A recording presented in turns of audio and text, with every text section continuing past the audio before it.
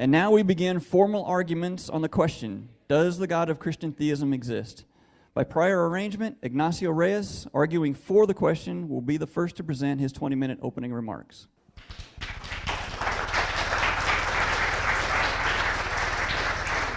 Okay, thank you everybody for coming tonight. I'd like to thank Brian from the Atheist Community of San Jose. I'd like to thank Justin for coming all the way from Michigan to come here. And so the question today, does the Christian God exist? My proposition is God exists and Jesus rose from the dead. Now I'd like to say up front, I'm not a know-it-all. I don't claim to have all the answers. I'm not thinking, oh, I can answer all of your guys' questions, but I just want to share the arguments that convinces me that Christianity is true. I'd like to offer 3 arguments for this proposition. 1, the cosmological argument. 2, teleological argument. And 3, the historical argument. The first 2 arguments are founded in the Law of Causality. So let's get familiar with this law. The Law of Causality says this: every effect must have a cause. And also, an effect cannot be greater than its cause.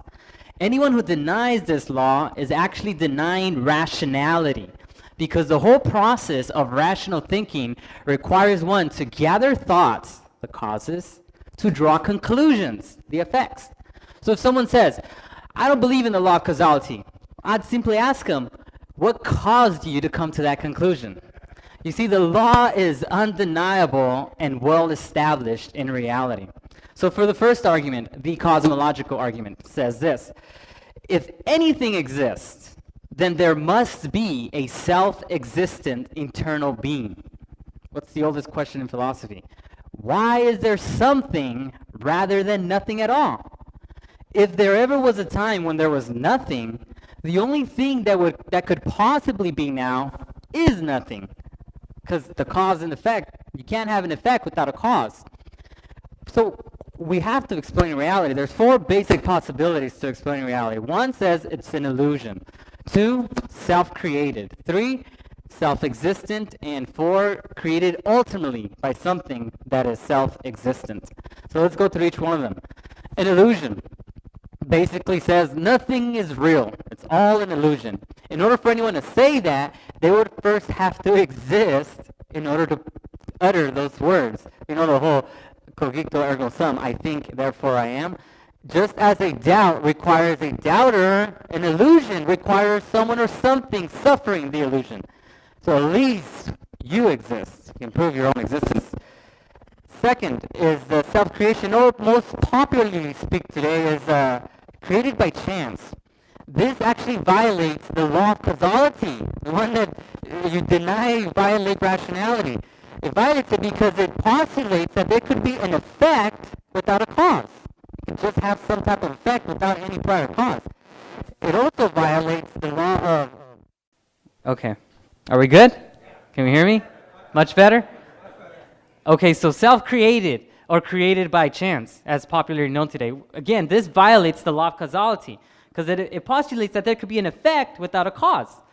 Not only does it violate causality, it also violates the law of non-contradiction, because in order for something to create itself, it would have to first be before it was. That is, it would have to be and not be at the same time in the same relationship, which is a violation of the law of causality. But what about this notion of chance? Well, let me tell you, chance has no chance. The ontological status of chance is nothing. Chance has no being. It is no thing. How much does chance weigh? Can you measure chance? How can it cause anything? Chance is a perfectly good word to describe mathematical possibilities, but it has no causal power, so it cannot cause anything into existence. So we're left with a self-existent being, self-existent something. You all heard of the Big Bang Theory? Not the TV show, of course, the actual scientific theory. Say if the Big Bang Theory is true, then the universe can't be self-existent or eternal, because it says that everything had a beginning. And if there was a Big Bang, cause and effect, there has to be a Big Banger. You gotta answer that question of causality with the Big Bang. But let's say, what if the Big Bang is not true? Then we have to ask, well, what in the universe is eternal? Is this thing eternal? Anything in the periodic table eternal? Someone might say, well, Maybe something out in space is eternal and self-existent, but we just can't know it's inside the universe and it's not God.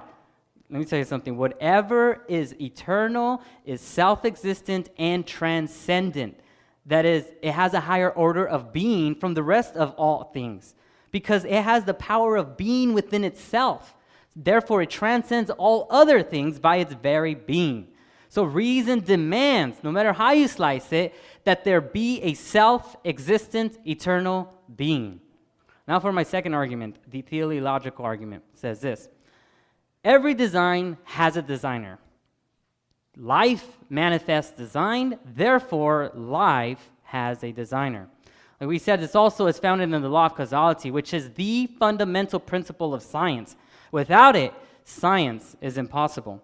Take Francis Bacon's words, for example. Father of modern science said this, true knowledge is knowledge by causes. So now we can know that certain kinds of causes produces certain kinds of effects. Let's take a quick course on types of causes. Logically, there's only two types of causes. We have non-intelligent or natural cause, you see that at the Grand Canyon, and an intelligent cause. Nobody assumed looking at Mount Rushmore, some rocks collided and carved those faces very nice in the mountain. No, there was an intelligent cause behind those faces. Another example, you look up in the sky and you see those clouds. You see any information there? Any complex, specified complexity, any message being portrayed? Well, what if you look up and you see this? Are you going to say, wow, look at that unusual cloud formation over there. The wind must be blowing from the east today. Nobody assumes that. Even if you didn't see the skywriter, you know there was an intelligent cause behind those letters, those clouds. So what about the smallest, simplest life form, an amoeba, a one-cell creature? According to Richard Dawkins, zoologist and atheist biologist, in his book, The Blind Watchmaker, he says that the message that's found in just the nucleus is more than 30 volumes of the Encyclopedia Britannica. Now, we're just talking about the nucleus of this one-cell creature. The entire amoeba has as much information in its DNA as 1,000 complete sets. So to believe that the one-cell creature, an amoeba, is a result of some non-life coming into life is like believing that 1,000 complete sets of encyclopedia is a result from some explosion in a paper company or something like that. It's unbelievable, stretched credulity. But there's more. Information in DNA contains specified complexity. In other words, not only complex, it also contains a specific message. I took a class at Evergreen Valley College. Our professor assured us that the ACTG, the letters in the alphabet of DNA, the information is ordered with paragraphs, with commas, semicolons, and even periods, just like written language. Physicist and information scientist Herbert Yockey from UC Berkeley says, it is important to understand that we're not reasoning by analogy. The sequence hypothesis applies directly to the protein and genetic text, as well as to written language, and therefore the treatment is mathematically identical. Philosopher Dr. Norman Geisler notes this, life is clearly more than chemicals. Life contains a message, that is the information in DNA, that is expressed in chemicals. But those chemicals cannot cause the message any more than the chemicals in ink and paper can cause the sentences on a book. Those things point to something else. They point to the cause, which is an intelligent being producing those things. Therefore, life has a designer. And as we said earlier, an effect cannot be greater than its cause. We cannot have intention unintentionally. Dead, unintelligent matter can never produce the information in DNA. So we can only get information from intelligent causes, and we can only get intelligent causes from intelligent beings. For this reason, God must be personal. Intention apart from intelligence, and intelligence apart from personality is inconceivable. Try to conceive that. So because God exists, miracles are then possible. But wait, we can say more than that. Miracles are not only possible, they are actual, because the greatest miracle of all, creation out of nothing, already occurred. At least one thing exists. That came out of nothing. As in Genesis 1, it says, in the beginning, God created. There's a commentary on that in the New Testament from John 1:3, where it says, all things came into being through him, and apart from him, nothing came into being that has come into being. So we have nothing, and then we have all things coming into being from him. Sounds like creation out of nothing to me. So since this is a theistic universe, we can now go look into history without a prejudice against miracles, but with open mind to the possibility of them. We can look at events and say, well, that one has a natural explanation. This one seems to point to a supernatural explanation. With that in mind, let's look into the historical context. 1, there's good historical evidence for the authenticity of the New Testament. 2, the New Testament gives good evidence that Jesus resurrected. 3, therefore, there's good historical evidence that Jesus resurrected. Now, if the New Testament is divinely inspired, as we Christians assert, then Jesus rose from the dead. God said it, that settles it. Simple as that. Let's say the New Testament is not inspired, but it's historically reliable. We can trust it as true history. Then again, Jesus rose from the dead. God doesn't have to say it. We can look in history and it says it itself. But I want to go further than that. Let's assume that the New Testament is not inspired nor historically reliable as a whole. Jesus still rose from the dead. We only need to know that the New Testament is a book of ancient literature, just like any other ancient literature. The only data that will be used is that which can be evidenced from various reasons. That is, that we have good reasons for believing that these certain facts are true historical facts. And so it's convenient, though not necessary, that the vast majority of scholars accept these facts, at least the scholars who work in this specific area. Quick course on how we do ancient history. You all know Alexander the Great. Well, how do we know what he did, what those events he actually did? 2 biographers who wrote 400 years after Alexander the Great did what he did.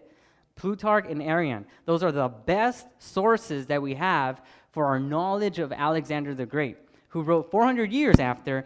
And the copies, the originals, of course, we don't have them anymore. The earliest copies that we have are not till the 10th or 13th century with only a little bit over 30 copies. You say, well, that's not really good evidence for Alexander the Great, but nobody doubts that what he did. Well, let's say, take a contemporary to Jesus' times, Tiberius Caesar. The best source we have for him is Tacitus, who wrote in 100 AD, and of course the originals we don't have anymore. The earliest copies we find is in the 12th century with only 33 copies to reconstruct the original. Here are other examples, but I have to move on. You can read them yourself. Let's just talk about the New Testament. The events took place between 30 and 33 AD. The written historical copies were written down between 50 to 70 AD, and the earliest copies is just a quarter into the 2nd century, less than 40 years of a gap. No time for legendary corruption here. And then look at the number of copies. 5,795 is the latest count as of last year. To deny the events in the New Testament is really to deny all our knowledge of ancient history, because nothing comes close to the evidence of the New Testament. You want to say, I don't believe the New Testament, even though it has the best evidence than any other thing in ancient history? It makes no sense. Let's take one of those facts that these scholars accept, that we have good reasons for believing it. In 1 Corinthians 15, we find a creed there. Paul wrote that. We know he's a reliable source because he was a scholar. You say, how do you know he's a scholar? Take Atheist. When he was an atheist, Anthony Flew, he said, just read his stuff. Read Romans. Look how well he can construct arguments. He was obviously philosophically trained, and he was at the right place at the right time. What does it say in 1 Corinthians 15? He says, for what I received, I delivered unto you. Just like a good professor receives reliable material and passes it down to his students. What is that thing that he received? This is a creed. He said that Christ died, buried, and rose on the 3rd day, and that he appeared to me. So Paul said that he had an experience that Christ appeared to him after his death. It's dated between 2 or 3 years after the death of Christ that he had this experience of Jesus appearing to him. And he writes about it in Galatians 1 and 2. He says, when that experience happened to me, I didn't go to any human being. He said, I went 3 years to Arabia. Then after 3 years, I went to Jerusalem and met with Peter. And James was there too. And for 15 days, I was with them. I'm sure they had to be talking about more than just the weather. It's something I think the conversation would have been. Paul said, I will tell you what I saw on the road to Damascus. If you can tell me what you guys saw. Come on, guys, give it to me. How did he look? The resurrection had to have come up there. So Bart Ehrman, an agnostic leaning to atheist, dates this early creed that Paul probably received there 1 year after the death of Christ. Skeptics must provide more than alternative theories to the resurrection. They must provide first-century evidence for those theories, as Gary Habermas has said. I have 10 reasons to show that the New Testament writers were authentic, but I don't have enough time to go through them all. I'll just list them here. We'll go through these first three. But we have others here, divergent details within the Gospels and other details from that embarrassing details that they wrote. But we'll just talk about these first three, that they included at least 30 historical figures in their writings. They challenged readers to check out the facts, and they abandoned a lot of their practices and beliefs. So let's go through each one of them. First, they included more than 30 historically confirmed people in what they wrote. And these people are not just any people. They would have blown their credibility with their contemporary audiences by implicating real people if they were writing just a fictional story, especially people of great notoriety and power. Some of these people include Caesar Augustus, Tiberius Caesar, the Roman governors of Judea. These are real historical people with power that could have crushed them, or at least have somebody write against them if they're writing things about them, even interacting with them.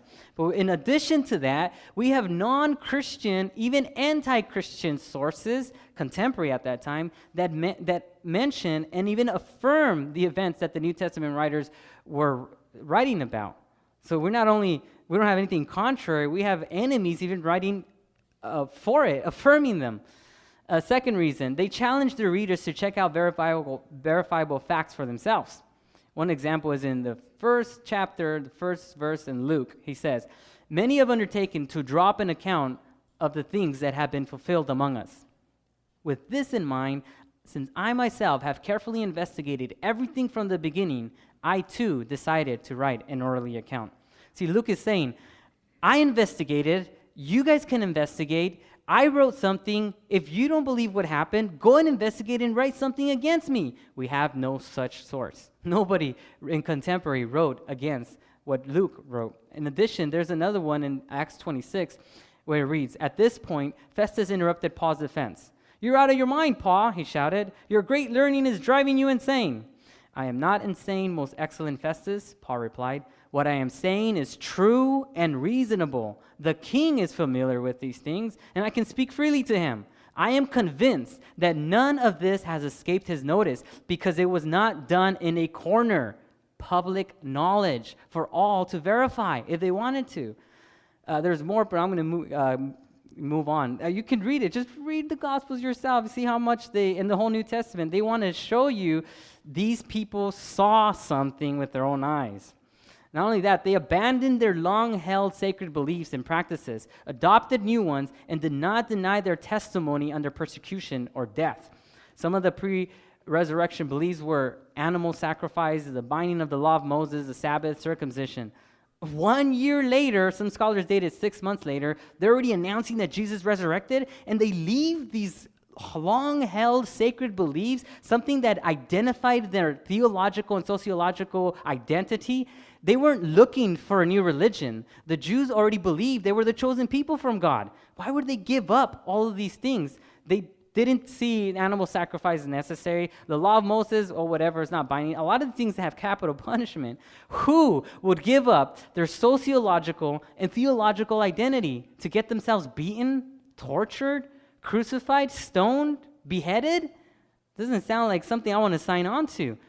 But these people, they knew that they saw the resurrected Christ, and they demonstrated that knowledge with their own blood. What more could eyewitnesses do to prove that they are telling the truth? Thank you.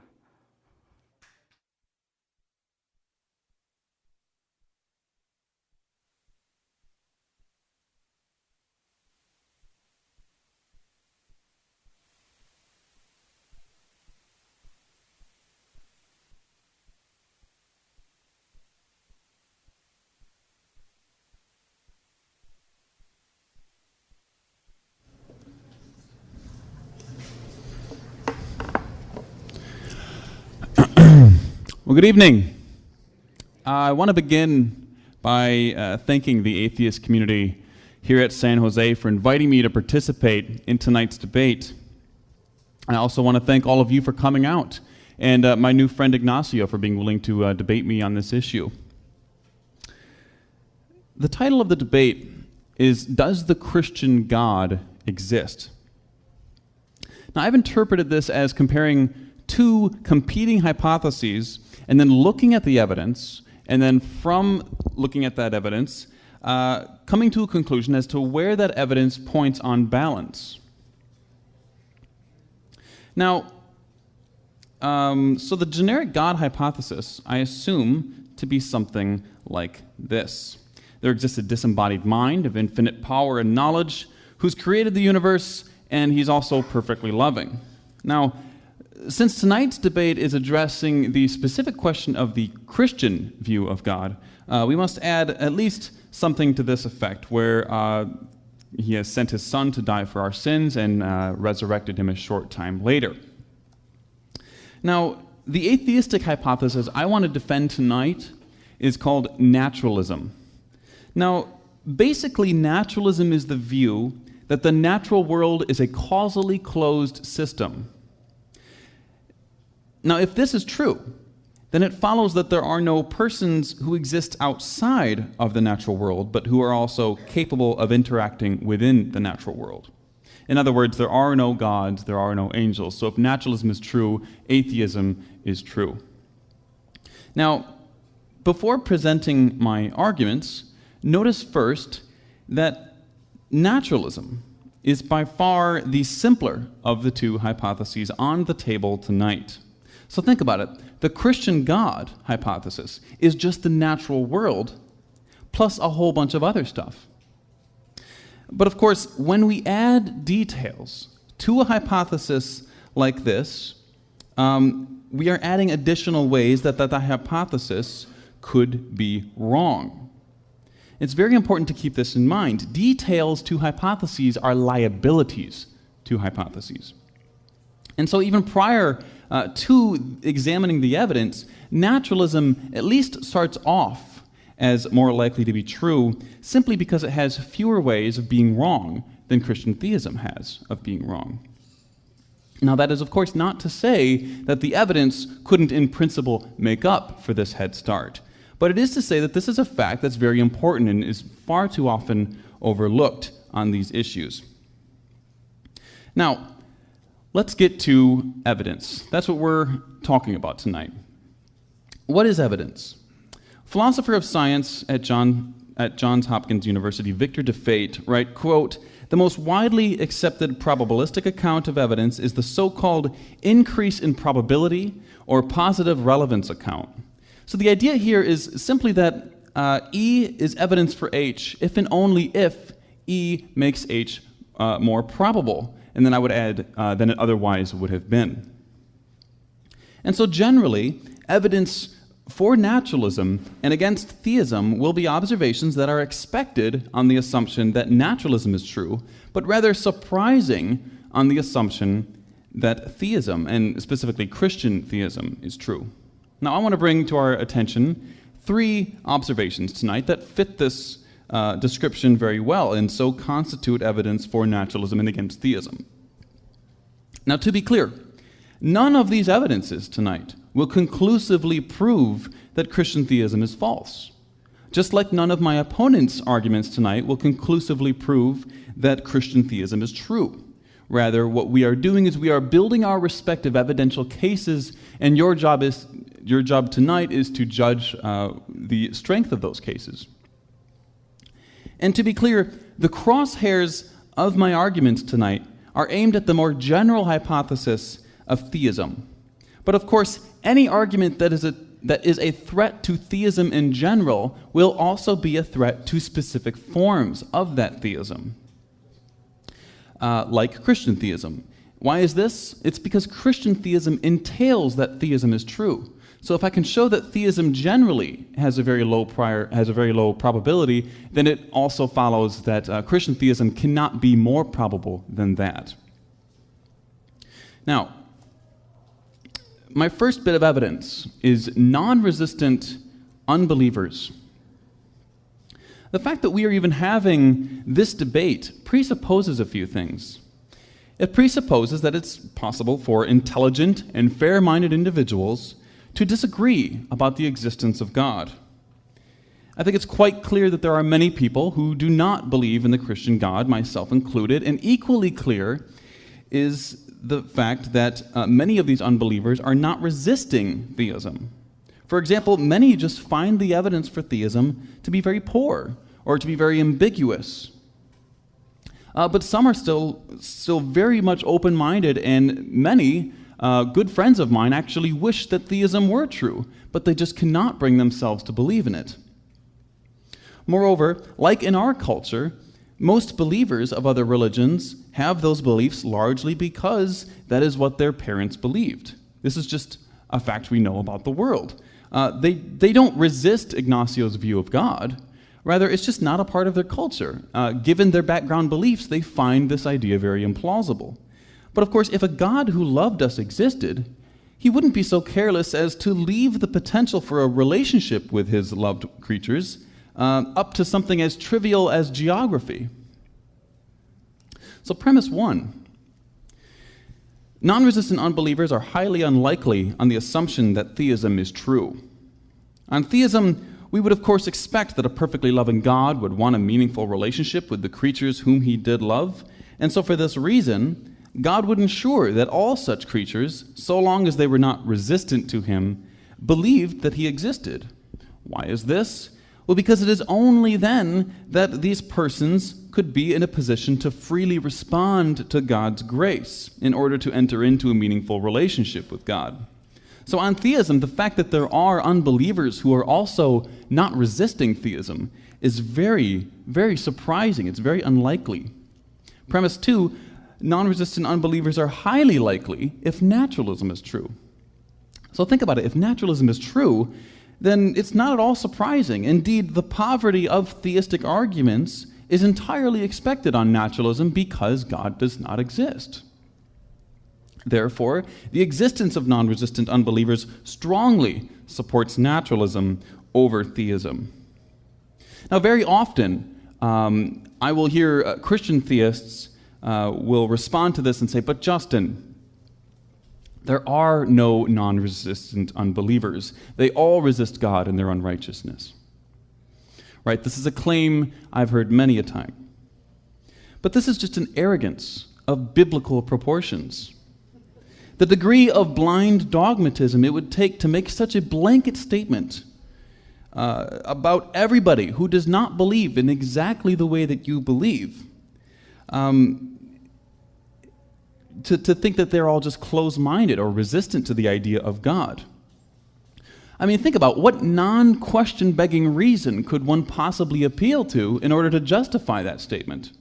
You could say, well, in the Bible it says that they're all resisting God in their unrighteousness. But of course, that's just question begging. That's not a response to an argument. And so the answer is there is no non-question begging reason to give this response. And so this is not a serious response. Surprisingly, though, pointing that out does not reduce the number of times I have to confront it. So my second piece of evidence is the hostility to life of the vast majority of the universe. Now, this is a picture taken in 1990 from the Voyager 1 space probe. It was taken roughly 3.7 billion miles from Earth. Now, if you look very closely in the center of that circle, you'll see a pale little dot. That's Earth. Now, even this picture only captures but a speck of the observable universe, which we, by the way, know is expanding. Of course, it is no secret that the vast majority of the universe is completely and utterly hostile to life. Extreme heat, extreme cold, radiation. Most planetary orbits are very unstable. Comets, asteroids.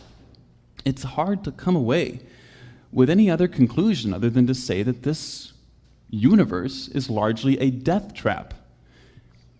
Now, premise one, the hostility to life of the vast majority of the universe is highly unlikely on the assumption that theism is true.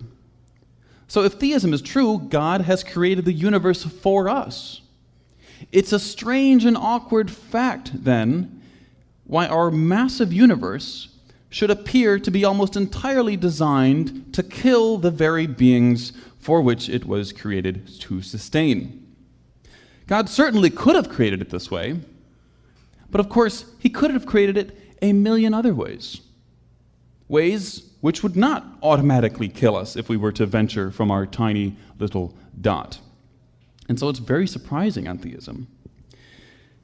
Second premise, the hostility to life of the vast majority of the universe is highly likely on the assumption that naturalism is true. Again, if naturalism is true, this isn't at all surprising because life is not special in the universe. And so we should not expect the universe to care about keeping us safe any more than it should care about keeping a particular comet on course. Therefore, the hostility to life of the vast majority of the universe strongly supports naturalism over theism. Now, my third piece of evidence is pointless suffering. Most of you, no doubt, will be familiar with the classical problem of evil, or suffering, which states that the existence of any evil or suffering is logically incompatible with the existence of God. However, I want to give God just a little bit of a break here. After all, we do have a little bit of a history, so why not? I'm perfectly willing to grant that God may have reasons for allowing certain instances of suffering. After all, it seems plausible to me that if God exists, he might have some important reasons to allow suffering. Perhaps to achieve some greater good, or to avoid some equally bad or worse instance of suffering. But of course, if God existed, he would not allow an instance of suffering unless it was logically necessary in order to obtain some greater good or to avoid some equally bad or worse suffering. But of course, many of the instances of suffering that we all are very familiar with in our world seem exactly like the exact kinds of suffering that a perfectly loving and all-powerful God would have prevented if he did exist. They seem utterly pointless. They don't seem to be for any greater reason whatsoever. So think of the Black Plague. Upon contracting this disease, one would grow large boils near the groin or the armpits, the size of an egg, sometimes even the size of an apple. These would then often leak pus and blood. The skin would die and turn black. Between the years of 1346 and 1353, the Black Plague reduced the world population from an estimated 450 million down to a 350 to 375 million. Death, suffering, disease on this scale is hard for us to even comprehend in the modern day, but this is real history. This happened. Now, or if you prefer, think of animal suffering. In the wild, most animals, it's no secret, die of starvation or of being eaten alive, and this has been going on for billions of years before we even arrived on the scene. Think of the fear, the terror, the starvation, earthquakes, floods, tsunamis. The list goes on and on. This is real and deeply felt suffering. Now you may be thinking, but Justin, God is good. So he must have his reasons. But at what point do we honestly stand there and honestly look inside ourselves and reflect upon the inconceivable numbers of instances of suffering in our world and think to ourselves, maybe, just maybe, this isn't the most rational conclusion to draw from these horrific conclusions. Maybe this amount of suffering actually is evidence against a morally perfect, all-powerful God. Premise 1. The existence of many instances of seemingly pointless suffering is highly unlikely on the assumption that theism is true. But on the other hand, if naturalism is true, we would expect the natural world to be blind and utterly indifferent to the well-being of every animal on the planet, including ourselves. If naturalism is true, we are on our own. We do not have a divine parent looking after us. We only have each other. And so, premise 2, the existence of many instances of seemingly pointless suffering is highly likely on the assumption that naturalism is true. Therefore, the existence of many instances of seemingly pointless suffering strongly supports naturalism over theism. Now, this is a very brief case against Christian theism.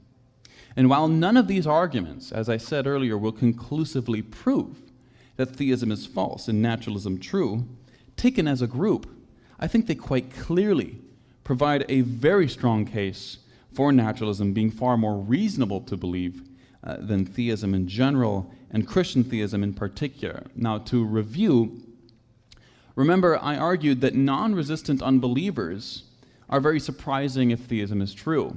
And this is because, of course, that if God loved us, he would want to at least be open to a relationship with people who were not resisting him. And the fact that there are many people who are not resisting him but still cannot bring themselves to believe in him, this is very surprising on theism. Secondly, the hostility to life of the vast majority of the universe. The universe as a whole appears to be almost designed to kill us.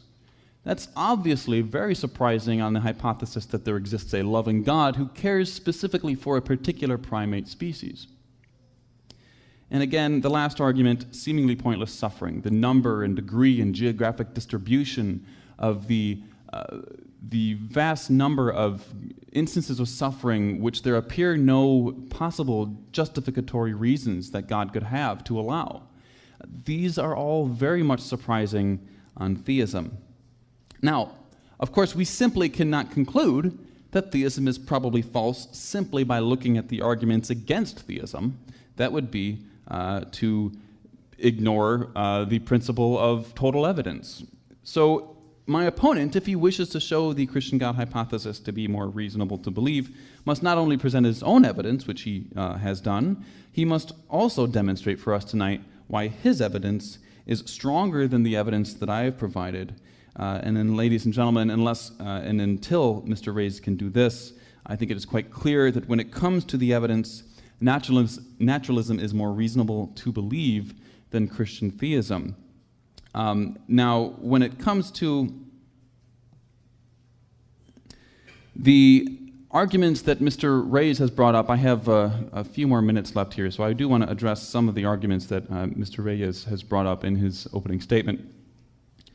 Recall in his opening statement, his first argument was a kind of cosmological argument, which was stated thusly: if anything exists, there must be a self-existent, eternal being.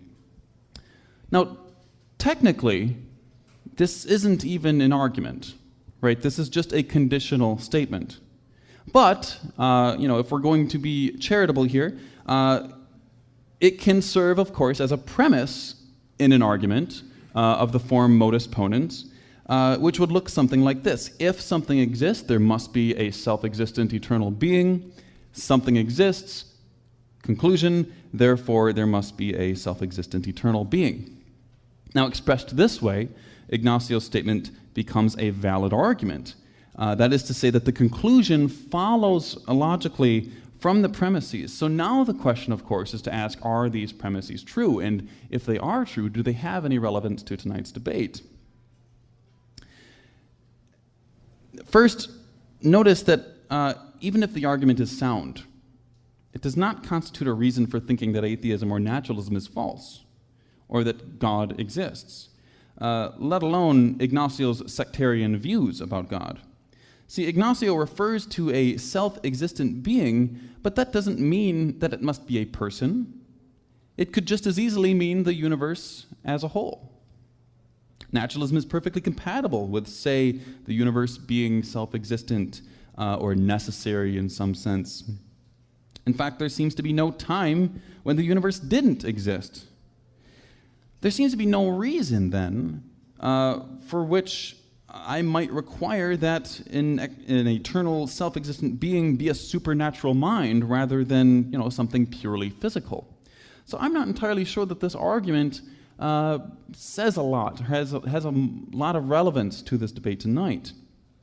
Has my opponent given us reason to think that the physical reality couldn't be past eternal? Well, he seems to be giving 2 reasons, if I recall, and I only have 4 seconds left, but thank you very much.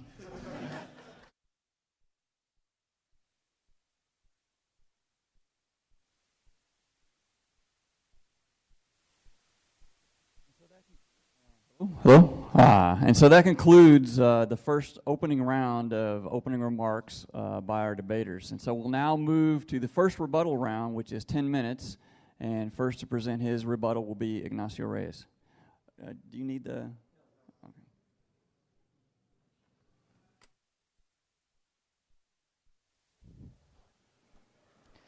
All right, this is when it gets good. Let's get into it. Well, first of all, I'd like to thank Justin for sharpening my argument. That was very charitable of him.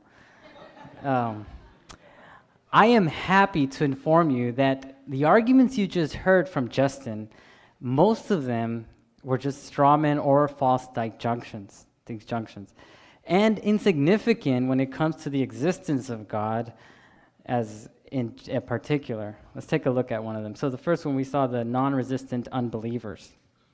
First, the arguments I presented demonstrates that God exists and Jesus rose from the dead. Any person who rejects them is rejecting reason, being unreasonable. The genuine true seeker of truth will, in effect, assent to the truthfulness of the arguments.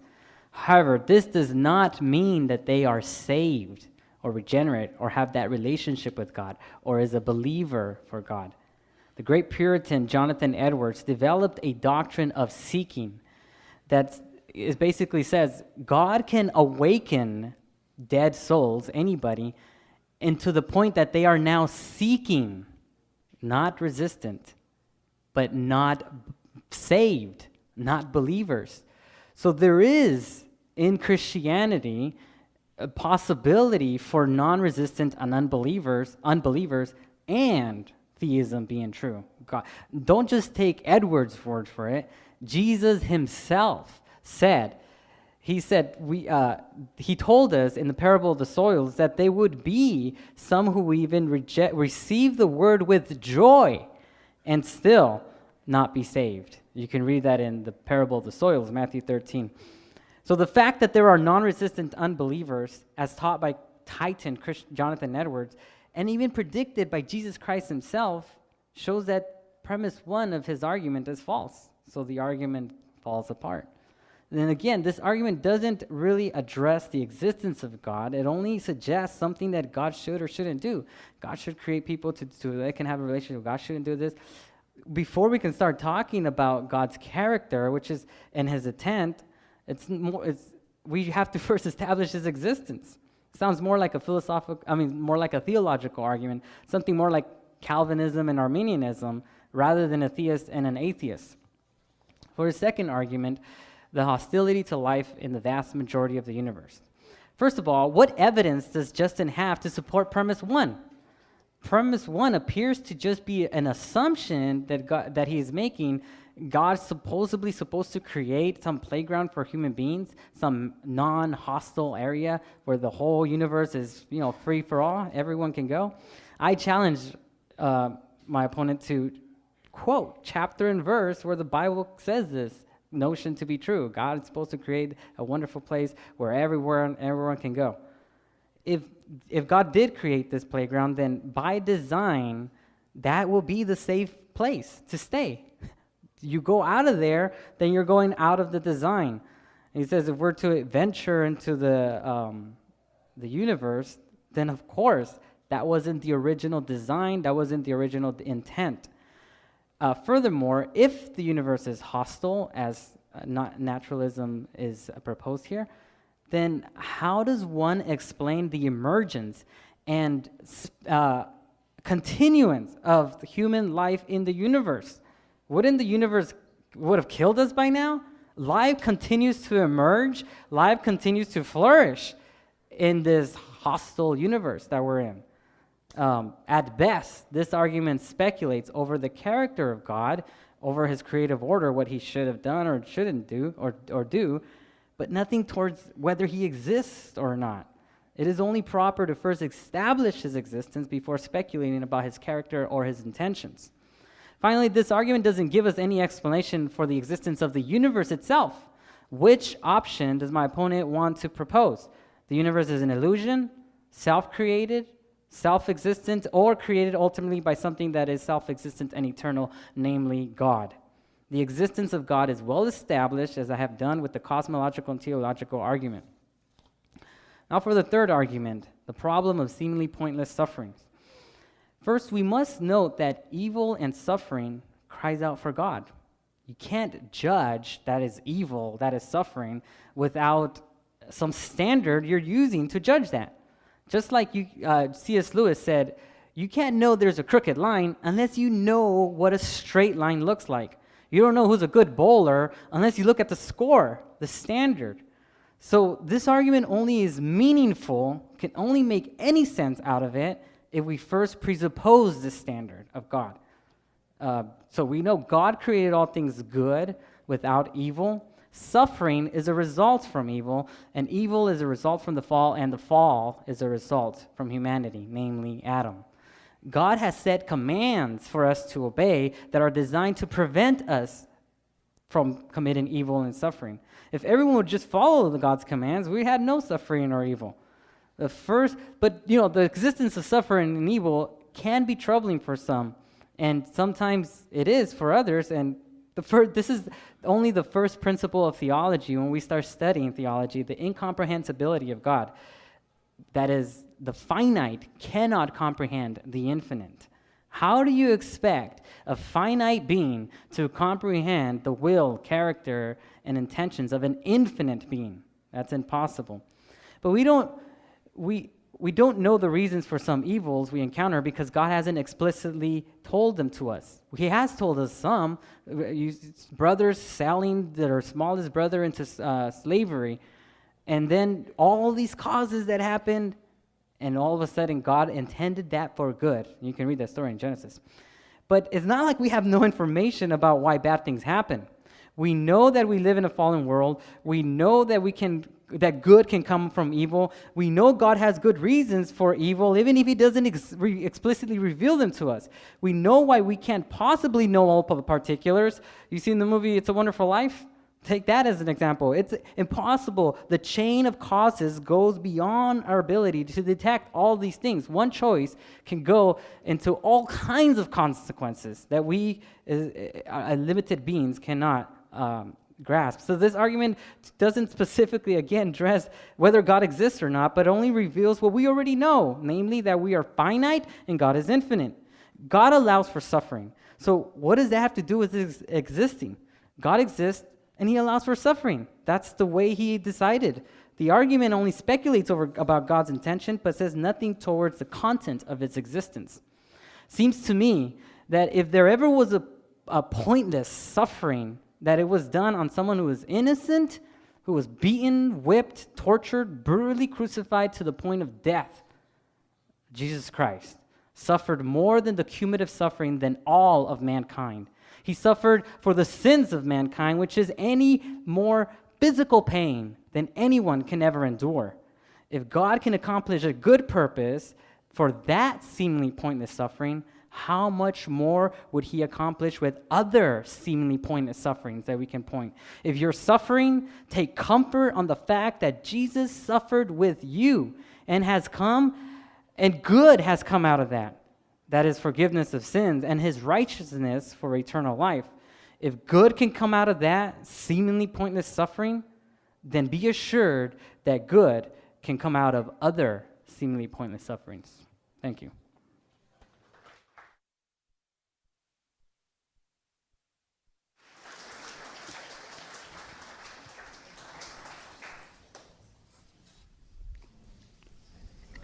My hands are full. All right. That makes me nervous. Thank you.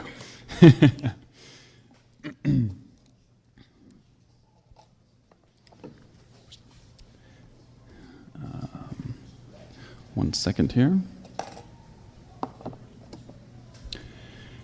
Okay, so I began to address some of Ignacio's arguments. I started with his cosmological argument that he started with. And I asked, what reasons were given for thinking that the universe couldn't be past eternal. And he seemed to give one reason, which he asked us, that age-old question of why is there something rather than nothing, right?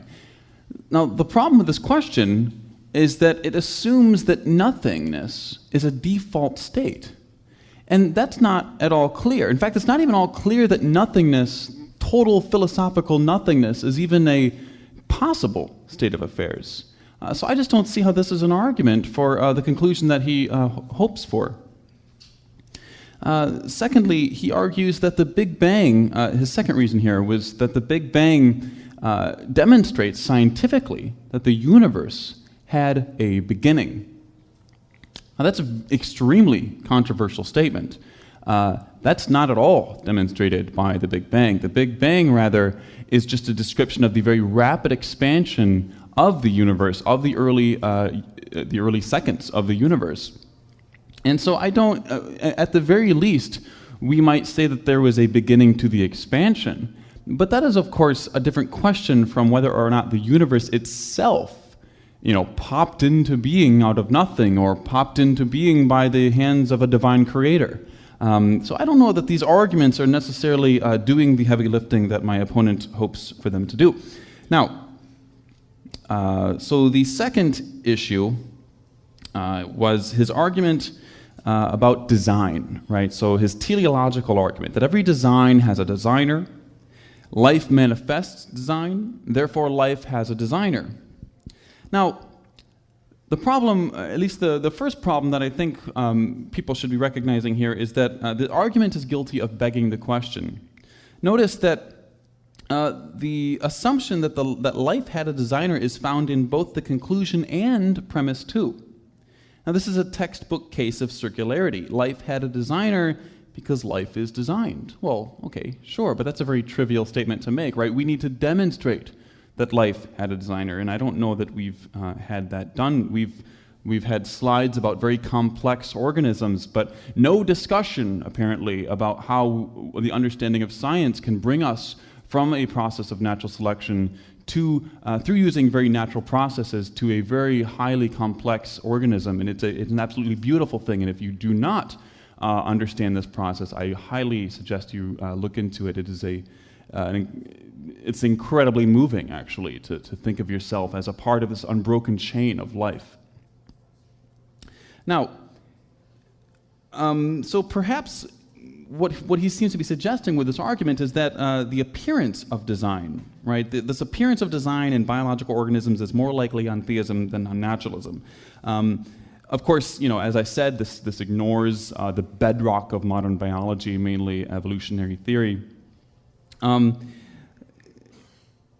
Moreover, Ignacio's argument seems to ignore the very poor designs of nature. So, at best, it kind of understates what we know about this issue, right? There are other things we know that significantly weaken that inference if that inference was any good in the first place, right?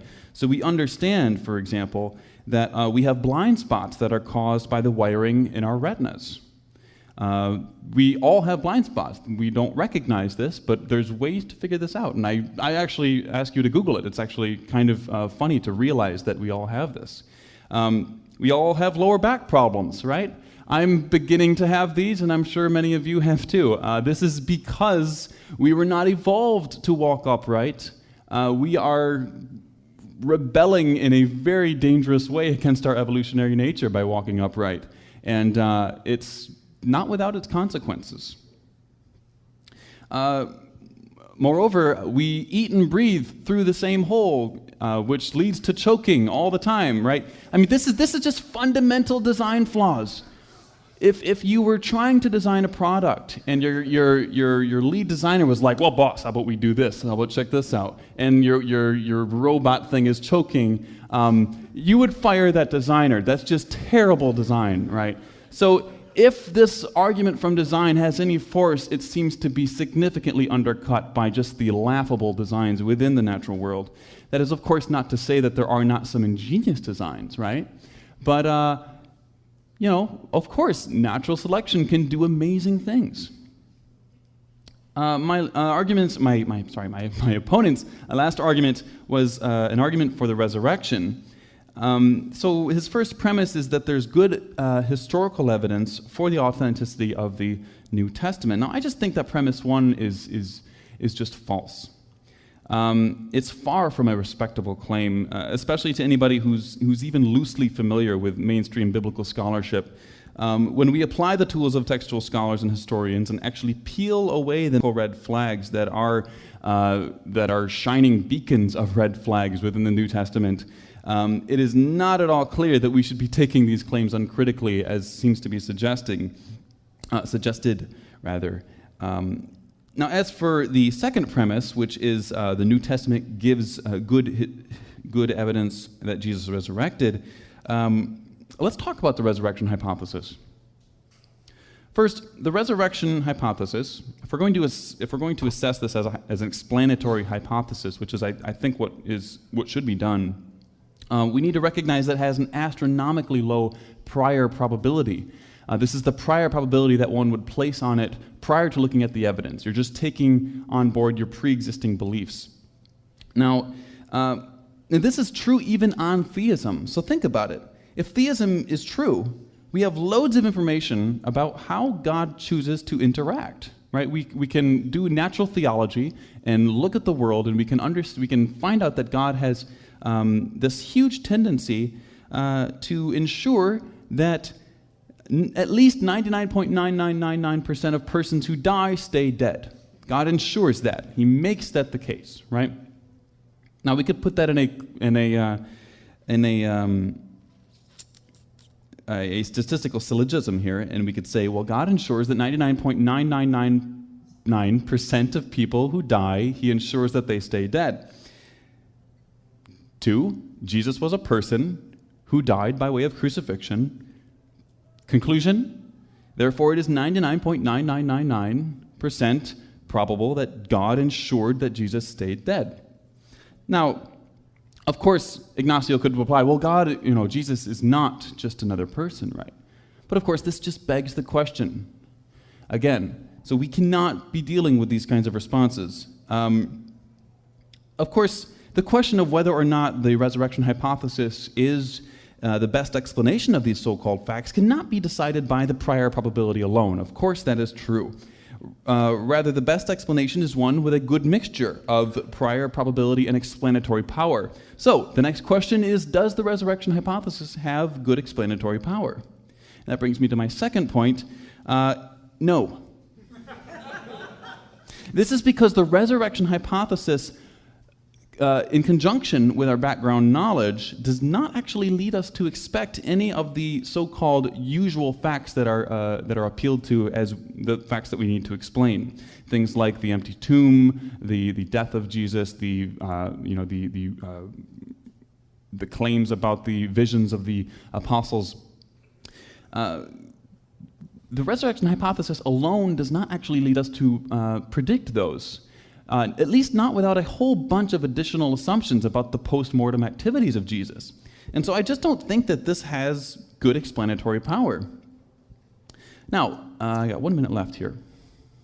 One of the other reasons that Ignacio says that the universe clearly must have a cause, or that the cause had to be eternal, self-existent, and he appeals to the law of causality, and he appeals to our intuitions and says, look, this is to deny rationality, is to deny the law of causality. Well, allow me to be so bold and irrational tonight. I just don't know that we are necessarily justified in assuming the kind of law of causality he wants us to subscribe to. Imagine a timeline stretched out before you, and everything that we experience happens on that timeline, right? Everything that we know has a cause because of temporally prior moments.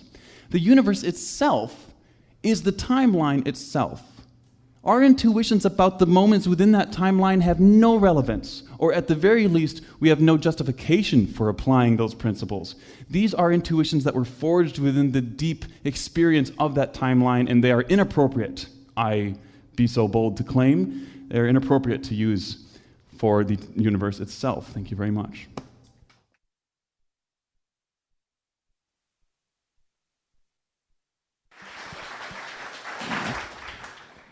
This concludes rebuttal round 1 in the debate on the question, does the God of Christian theism exist? I want to remind everyone that if you have your comment cards, to pass them forward. Emily and others are bringing them forward to be reviewed and put in the pile of the queue, if you will, for questions to be asked afterwards. So now we'll move on to rebuttal round number 2, which will be 5 minutes for each debater.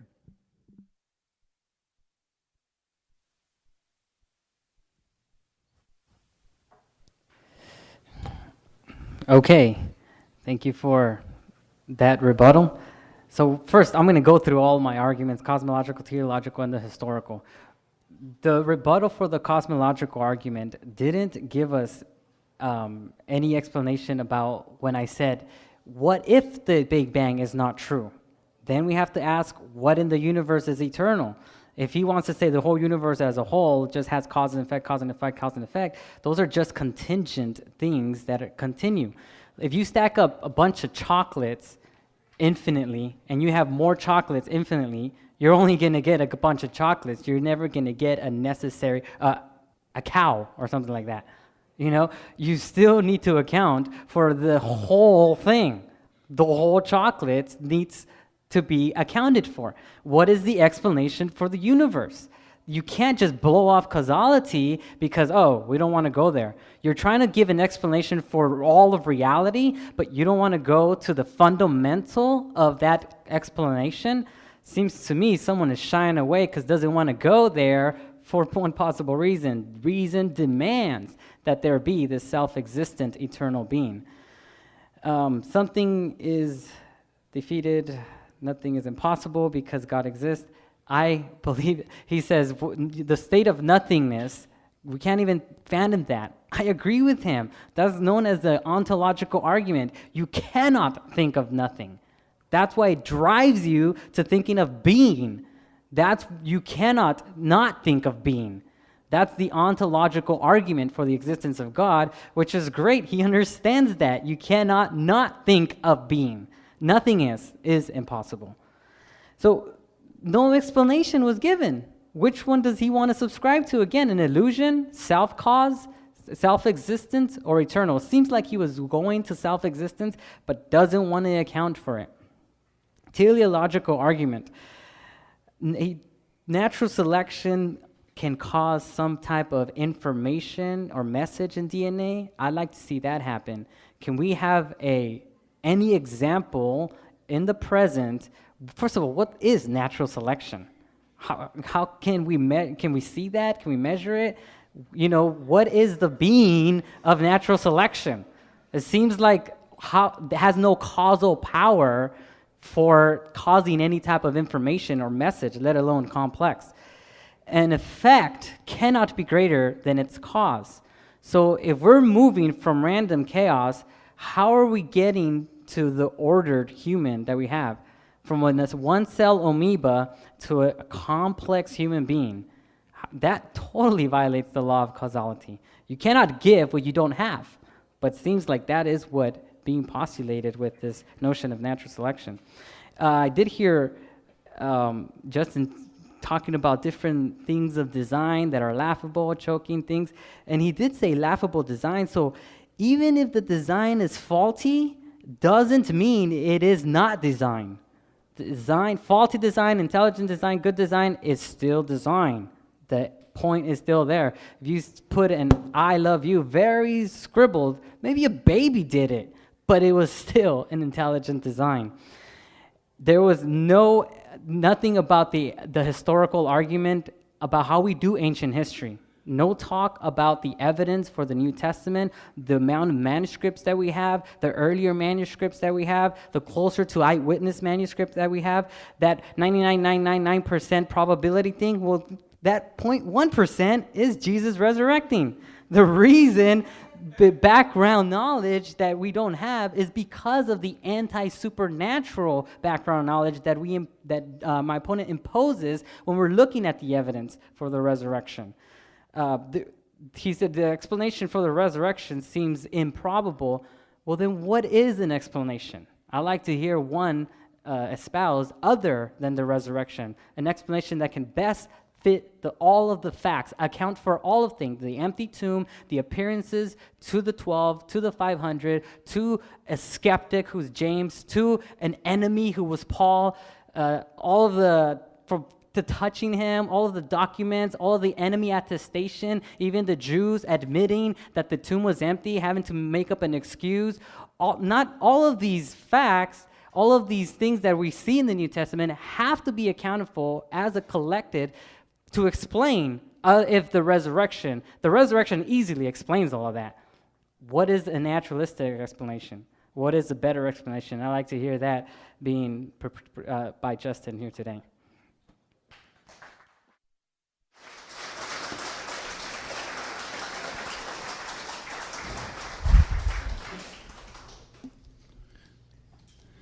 Okay, am I good? Okay, yeah. So there's been a lot of topics thrown around today, and I'm not going to be able to address them all right now. I hope to be able to talk to Ignacio in our cross-exam to clarify some of these points that I'm not entirely understanding what's being said here.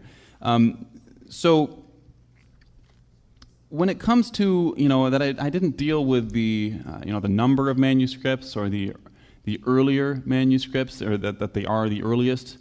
I just don't find that the number of manuscripts is any indication whatsoever as to the truth of the contents of those manuscripts. So I don't think that that's an argument. As to the earlier manuscripts, well, maybe it is the case that Christianity has, within the New Testament canon, some of the earliest manuscripts. But of course, that's not all we know about the New Testament manuscripts, is it? We also know that when you line up the New Testament manuscripts from Mark, which is written, or I should say, we can start with Paul around 55, and then you get to Mark 70, Matthew, Luke, and John. When you take those Gospels and you line them up chronologically, I challenge you, read the Gospels in that order. Recognize that Mark is extremely humble when it comes to the supernatural claims within it.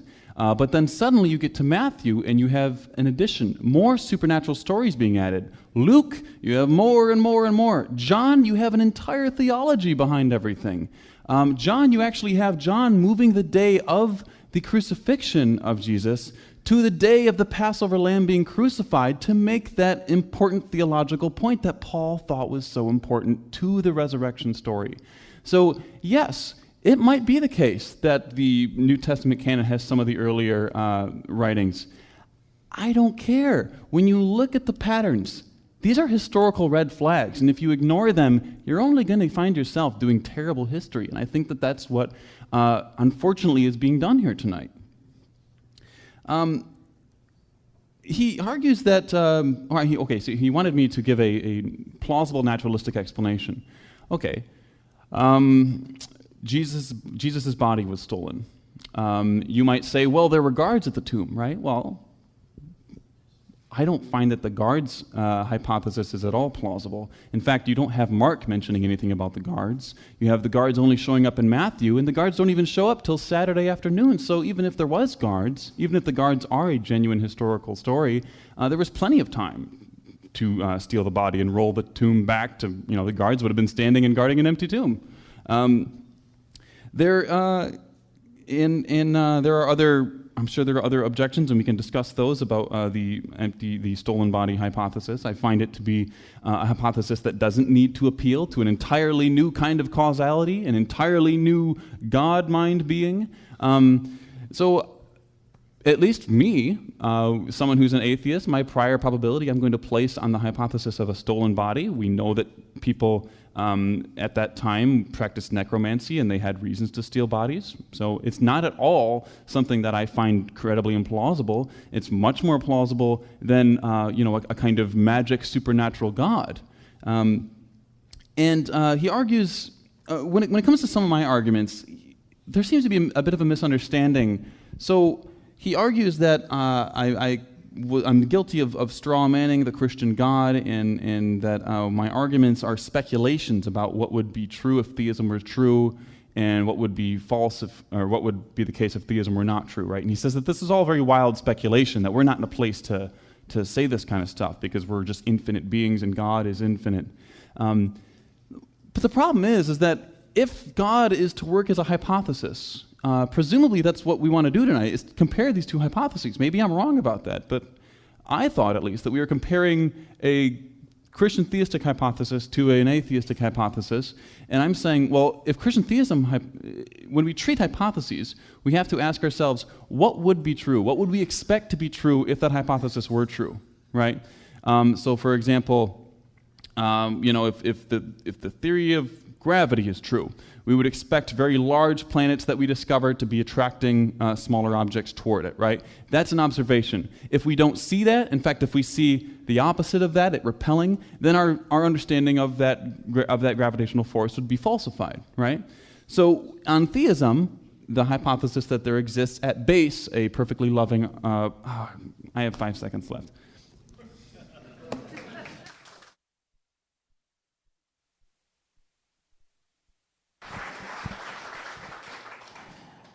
And that concludes rebuttal round 2 in the debate on the question, does the God of Christian theism exist? Now we turn to the cross-examination round, where for 10 minutes, one debater will have the opportunity to ask direct questions of the other debater, and the one who's at the podium will hold the floor. So first up will be Ignacio Reyes. If you'd prefer to do it from there, that's fine.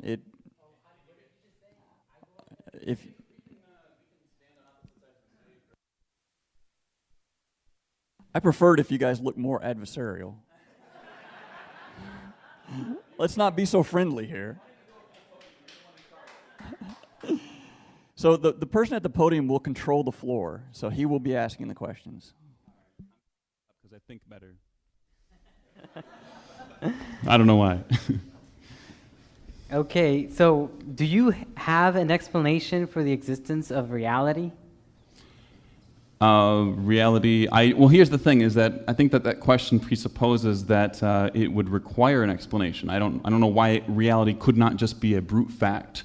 For example, how do I explain the fact that 1 and 1 is 2? I don't know that's just a brute fact about our mathematical concepts, right? So to ask for an explanation of a brute seems to be misunderstanding what that would mean. It's not a brute fact because these are all contingent things. How can you say that reality is just there when everything seems to go away? Everything is contingent. Everything seems to have an effect. So where do you get this self-sustaining reality that is just there? Sure. How can you account for that? So particulars, right? Particular arrangements of things, right? Like a carpenter builds a chair out of pieces of wood, and then over time, as heavier and heavier people sit upon that chair will fall away, right? Entropy, right? So you can have particular pieces coming into arrangements of things and then falling apart, but the whole collection as a whole could exist, right, and not be subject to that rule, right? That's all I'm saying, is that at a fundamental level, it could be the case that the universe just exists. It's a brute fact. I mean, so the same thing, I mean, we both are dealing with brute facts, right? You say that God exists necessarily. Why can I also not make that move? Well, there's reasons for that. Okay. God exists necessarily because that's how we define God. Not only that, but that's I get to play that game too. No. It's just like saying a triangle has 3 sides. Well, sure. You're saying it's tautological. Sure. It's true by definition. But there's more. That's just one of the reasons. Sure. We know that God exists because something exists. There is an effect. You can't just ignore the law of causality by saying, well, we don't want to go there because it's just there. The effect requires a cause. Sure. requires a cause. So where do you get this self-sustaining reality that is just there? Do you have an explanation for the existence of reality? Well, Right. And so what I'm saying is that I can equally just define reality as something that could not have failed to exist. But reality is an effect. The reality is not. That's an assumption that I'm not necessarily tracking with you on, Well, right? you still haven't. What is eternal then? What is self-existing? What is just there from reality? You know, what is it? Is anything in the periodic table you want to point to? Right. Well, so again, I mean, we're bumping up against our brutes, right? Your God is your brute, right? To question that, to ask what caused God, is to misunderstand the very nature of God. No, God is the explanation for what you're calling the brute. But the brute. But that would be to beg the question, Ignacio. What I'm saying is that on your view of God, if I were to say what caused God, you would say you're misunderstanding the very concept of God. I define God as necessarily existing, right? Right. I'm saying I'm going to take that too. But see, that goes to the ontological argument that you can't just say, well, I don't want to define a triangle as three sides. I don't want to define a bachelor. But you're begging the question if you define reality in a way that I don't, right? If But you say, but Justin, reality does need a cause. I'm saying, I don't know. Right, but how do you refute that definition? How do you refute someone who says, triangle doesn't have three sides? You have to correct him and prove to him that it is true that a triangle has three sides. The same way I'm defining God, I have to correct you and say, this is the definition of a self-existent necessary being. Okay, what if I say that the self-existent necessary being has no mind? Can I say that? Well, that would go into the second argument, which I want to get into. All right. How can you, if there is no God, how can you get life from non-life? And how can you account for information in DNA? You know, because that will show you that information only comes from intelligent beings. Intelligent beings only comes from persons. So can you unpack what exactly you mean by information? Well, the ACTG, the language of life. Okay, so would you count a collection of a line of rocks in the bed of a river that are sorted from large rocks to smaller rocks as it reaches the mouth of the river? Would you call that information? And would you say that we need a God's mind to sort rocks in this beautiful way? I mean, is it ordered? It's ordered from larger, because of natural processes, right? From larger rocks to smaller rocks. No, but you have to see. There's information there in the way that you define it. No, the two types of causes show for non-intelligent intelligence. There's a natural explanation for it, and you can say, well, maybe it's not clear. You know, those rocks. You can debate or that, but when there is a clear, like DNA, it's not just like rocks being lined up. But it is, Ignacio. Look closer. DNA? These are chemical processes that interact in the way they do because of their very nature. But they are ordered, and it is complex. And they interact in the way they do because of the laws of the universe that we are coming to better understand, and because of the laws of those particular molecules and the way they interact, right? It's like a very complex version of my ordered rocks, right? These are just natural processes. That is totally different. Something like a book and something like rocks being lined up. It's different on a degree of complexity. I will totally grant you that. And because of that, it very much is intuitive that it seems like a designer. I would agree with you, but we need to not go with just intuitions, Ignacio. We need to look really close. Well, it's not just intuitions. If I see a book lying down and I see a bunch of Scrabble letters, lying down there, I'm not going to say, well, the book in Scrabble letters, just random Scrabble letters. Right, but you know that that's not how natural selection works. Natural selection is not a completely random process. Natural selection is selective pressures acting upon random mutations, and that has incredible productive power. What is that? How can you have an effect being greater than its cause? How can you move from what do you mean by greater? To order? Well, the first cell, you believe in evolution, right? One cell from goo to you via the zoo. Well, okay, so evolution. Well, in a very superficial sense, that is correct. But evolution is only talking about once you have life, once you have replicating life. Evolution is only discussing how we understand the variety of life that we do today to come about through natural selection. So how does that happen? How can you have an effect giving order and becoming even greater order, greater complexity, when it's going from one cell to a whole human being? Yeah. How does that work? I mean, honestly, Ignacio, I'd recommend, getting a book on biology. This is really interesting stuff. All right, let's move on to the third one. So the disciples stole the body, okay? I mean, I don't want to, I hope that doesn't sound condescending. I mean, that's fine if you don't have an explanation. It's just the law of causality. No, there is. It's not science. But it's the law of causality that's being violated from going, in effect, being greater and than evolution its cause. does not in any way violate the fact that there are causes and effects in the world. But it violates the way the law works. But let me get into the disciples stole the body. You say the disciples stole the body. So Yes. how can you explain then that? I mean, first of all, that would make the disciples being the deceivers and not the ones being deceived. If they were the ones writing. Did I say the disciples stole the body? You said that you said the body was stolen. Okay, yeah. Well, so I didn't say the disciples stole the body. Okay, so at least you're admitting that the tomb was empty, right? Well, here's the thing: is actually if you listen the to tomb had to be empty, and you're giving an explanation for it, right? Well, let me clarify what I want to say about this. So I'm not actually convinced that the tomb was empty. I think there are extremely good biblical reasons for thinking that the tomb was not empty. And if you're interested in this, you can listen to my interview with biblical scholar Bart Ehrman on my show Reasonable Doubts.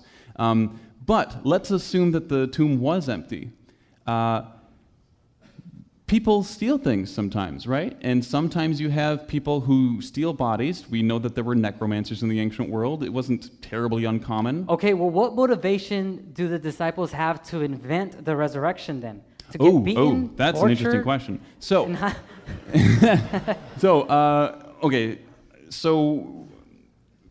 so what's interesting about Judaism, the different views of Judaism at that time is that there was a significant portion of Jews that believed that at the end of the age, and that they believed that they were called apocalypticists, right? And these were people who believed that the coming of the age, the end of times, was very much at hand. Now, Jesus grew up and was a student of John the Baptist. John the Baptist baptized him, and Jesus, for all we know, for all we can tell from historical Jesus studies, continued the message of this apocalypticism, that the end of the world is very near. And that's why when you look at the teachings of Jesus, these aren't necessarily, I mean, if you think... No, wait, but how does that explain an enemy or even a skeptic being transformed and all of a sudden preaching the resurrection? Paul, who was an enemy, who didn't have this view of, okay, let's try to make this thing and let's apocalyptic. Yeah, I think Paul is an interesting story. I think Paul, it's quite possible that Paul was a very morally conflicted person. And if you are to persecute a number of people, and you also at the same time you're persecuting them, you find virtue in their moral actions, that's going to cause some significant cognitive dissonance and might leave you open to some radical religious experiences. This happens all over the world. Why didn't he write anything of that? Why is that not written anywhere by Paul? It seems like you're just speculating. Paul says otherwise. Paul would disagree with you. Paul says, Christ appeared to me. I believe that Paul believes he has that experience. Absolutely. Okay. Peace. Thank you. Thank you. So, and Justin, you have the floor to cross-examine Ignacio for 10 minutes. Blah, blah, blah, blah, blah, blah, blah. There we go. So, I want to ask you, in my argument about suffering, about seemingly pointless suffering, you had a number of things to say. One of them was that you argued that this kind of suffering or this evil proves God because it is indicative of a kind of moral standard. Is this true? Now, I want to ask you, if we just talk about suffering, which is what my argument was about, I did use the word evil in there a few times, but the argument was primarily about suffering. That was what I wanted to focus on. You would agree that this kind of criticism would be irrelevant to that argument? Well, evil is a result from suffering. Well, let's say we don't even use the word... Evil. Sure, let's say we don't even use the word evil. We just talk about, that there's suffering going on, right? A lot of suffering. Okay. Now, I'm arguing that antecedently, that is to say, prior to observing what we do about the world, if we just look at naturalism, which is just that the natural world is a closed system, and we look at theism, that the hypothesis that there exists this all-powerful, perfectly loving God, just looking at those two hypotheses, which one does the facts about suffering better fit?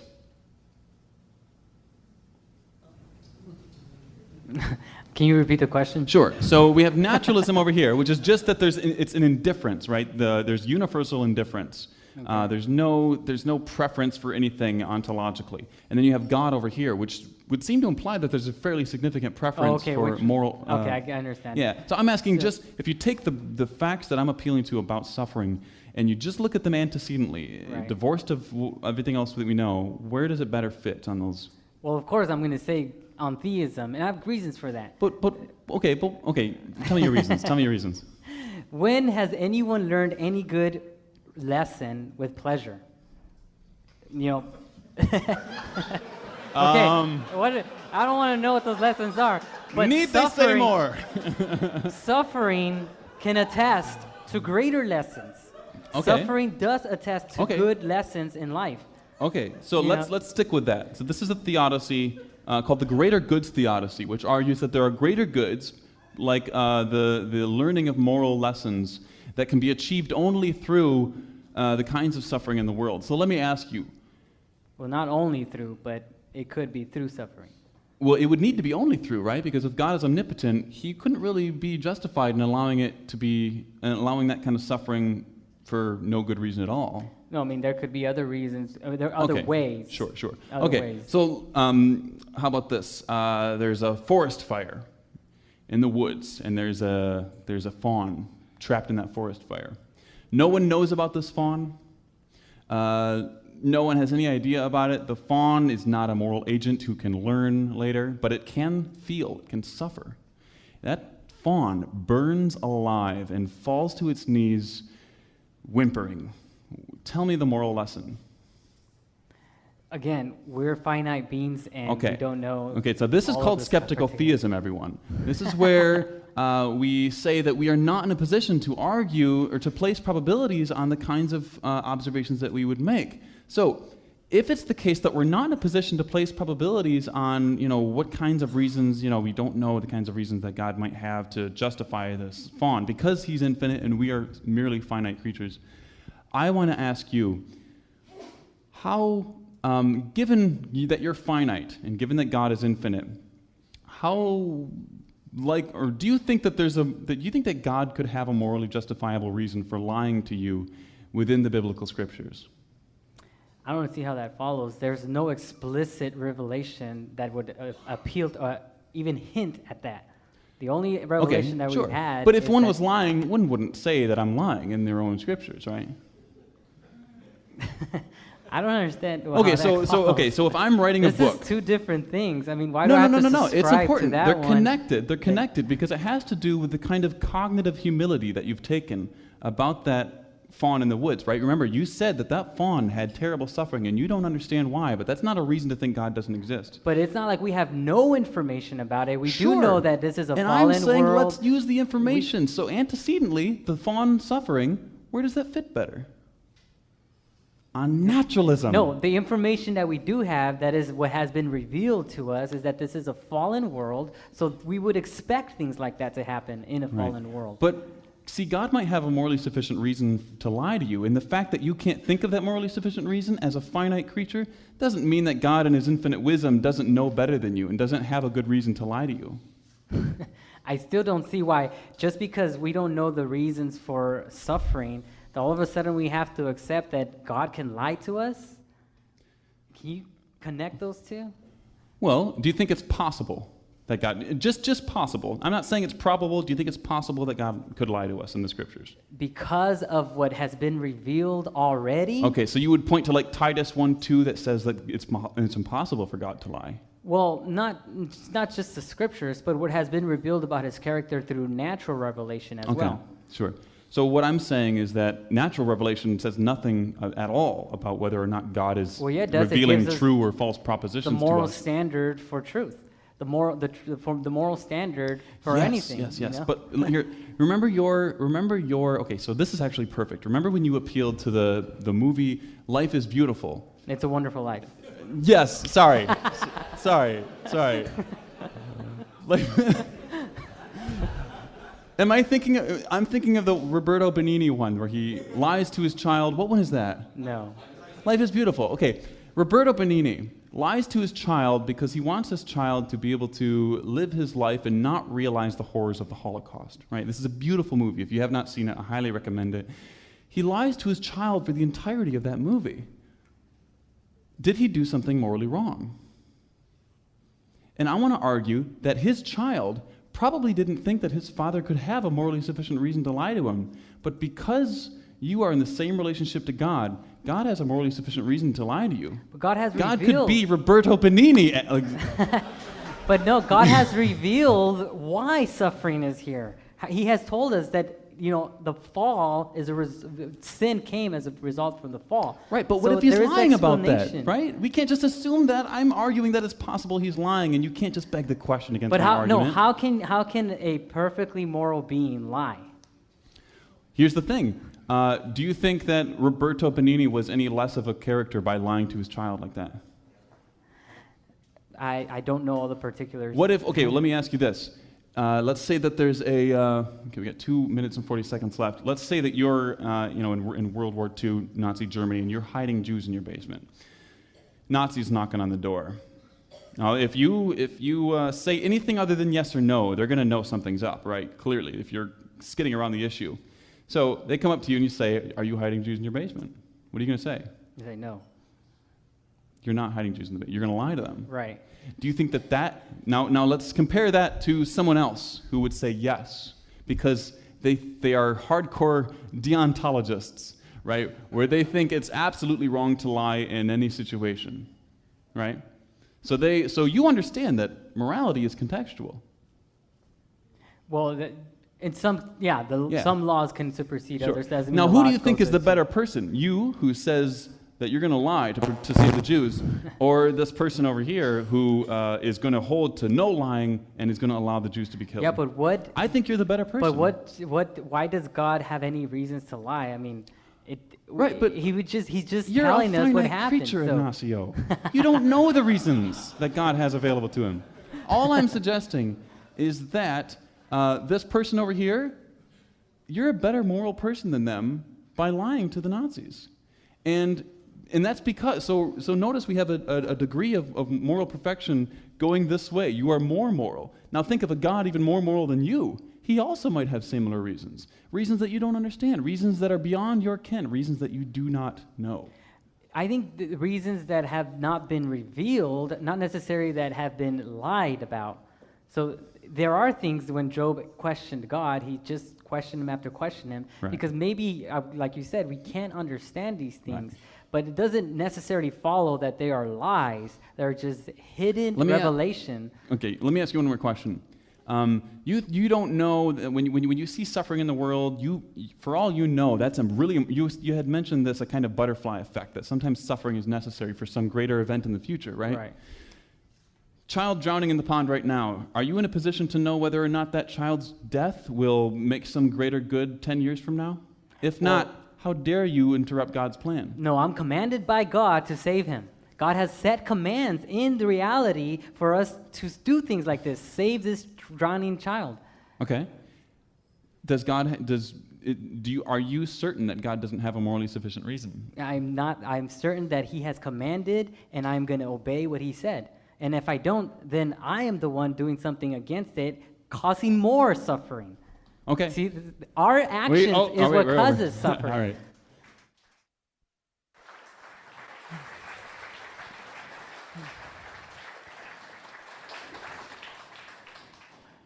That was exciting. I enjoyed that. This ends the cross-examination round of the debate on the question, does the God of Christian theism exist? We now move to closing remarks, where each debater will have 5 minutes to offer their closing remarks. Ignacio?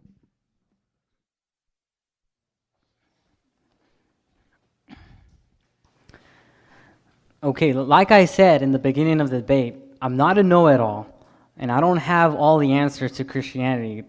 The gospel is simple to understand, but it is also so complex that a theologian can drown in them.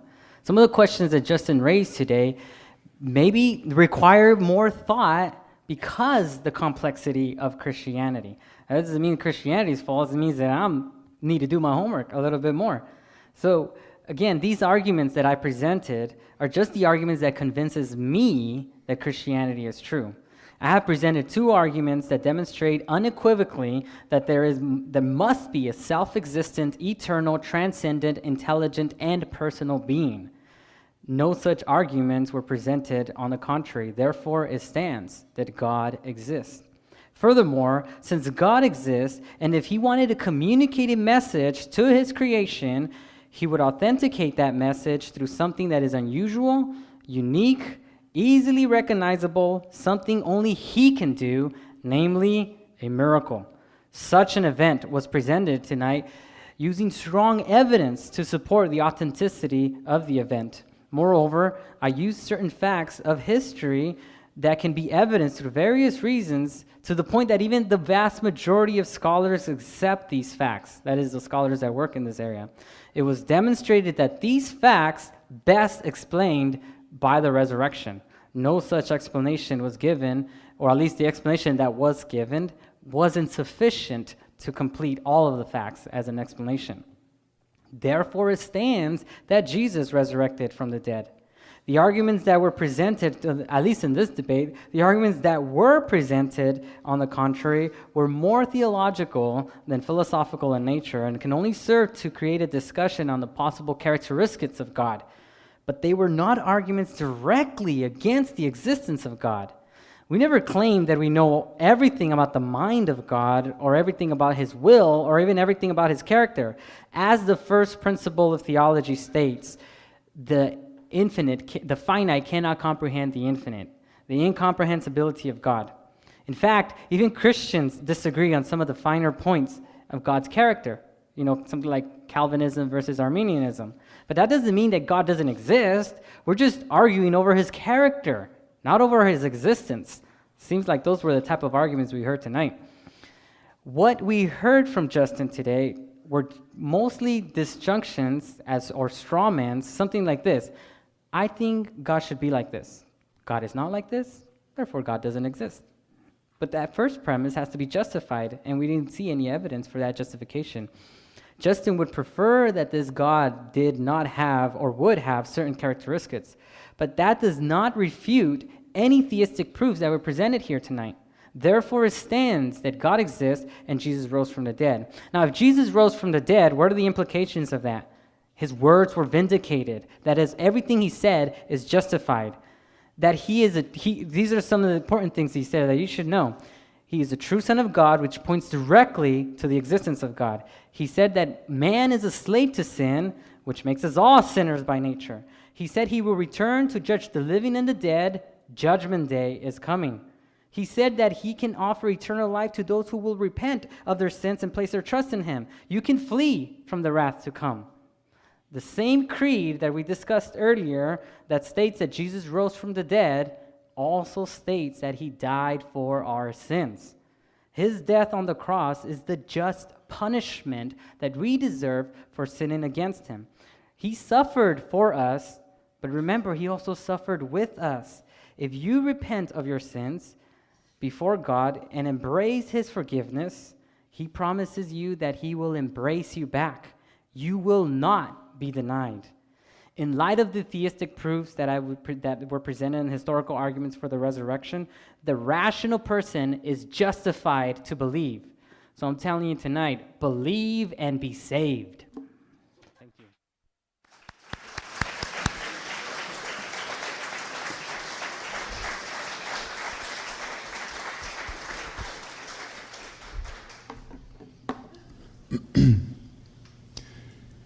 Well, what a fascinating exchange this has been. I hope you've enjoyed it as much as I have. Unfortunately, I just don't think that we've been given very good reasons to think that God exists, or specifically the God of Christianity exists. In contrast to that, I think I've presented three very strong evidential arguments that together constitute a very strong cumulative case against theism and therefore against specific versions of theism. Mainly non-resistant unbelievers, hostility to life, the vast majority of the universe, and seemingly pointless suffering. Now, Ignacio, I tried to unpack this point, but I ran out of time, but Ignacio worries that my arguments are only just statements about what I think God should do, right? But I think this is a misunderstanding of my arguments. So like when we test any hypothesis, where we ask ourselves, given that hypothesis, what observations should we expect to see? And if we see those observations, then that in some sense supplies some confirmation towards that hypothesis. That's how we test hypotheses. So when we ask ourselves, what would we expect to see if a morally perfect, all-powerful being who knew everything and who created the universe, what kind of universe would we expect that being to create? If we are completely in the dark about what kind of universe that being would expect us to create, or what kind of universe we would expect that being to create, then God cannot serve the role of a hypothesis in any way at all. If we are going to embrace this kind of radical skepticism about the kind of things that God might do, as Ignacio seems to be suggesting, I might be wrong, then God cannot play the role of an explanatory hypothesis. That's just a fact. That's just if God cannot serve if God has no predictive power of anything, he cannot serve as a hypothesis. That's just basic. So I just wanted to clear that up. Now, it's interesting, last time I was this far from home, I was actually spreading the love of Jesus on a missions trip to Bosnia. I used to believe in every single word that Ignacio spoke tonight. I felt that I had a profound relationship with Jesus Christ. But I changed my mind. And believe me, this is not a welcome change. The church was my entire social structure. Leaving the church meant leaving a lot of my good friends. This was not a welcome change, and you know, I gotta just tell you, I know that there's a lot of Christians out there who look at atheists, and because of the theology that they are growing up with, they look at atheists and they think that these are just bad people who hate God, that they reject God for immoral reasons, right? They don't want to be held accountable to their to God's judgment. But I can't express this enough to you. That couldn't misunderstand the point enough. Sometimes people change their minds in a very genuine way because they come across new ideas. They have thoughts that pop into their head that seem to disconfirm their previous beliefs, and this is a very difficult situation to be in, especially if those beliefs are tied to your very identity as a person. Now, I'm often asked why I spend the time I do in doing debates like this. Do I really expect to change people, to bring them away from their faith? That they probably never reasoned themselves into. Like I said, a lot of the times people, this goes for believers and non-believers. They are the way they are, usually because they don't think about the issues themselves, but they rather inherit their beliefs from their parents. The truth is that that's not actually my goal. My goal tonight is not to create a bunch of notches on my belt to create a bunch of atheists tonight. I couldn't care less about the conclusions you reach to. What I care about is that you think about the reasons you have for the beliefs that you already do have. Examine your beliefs. If you're an atheist, I want you examining your beliefs. I want you to think about the questions Ignacio raised. I want you to take them seriously. If you're a theist, I ask that you extend the same courtesy to me in my arguments.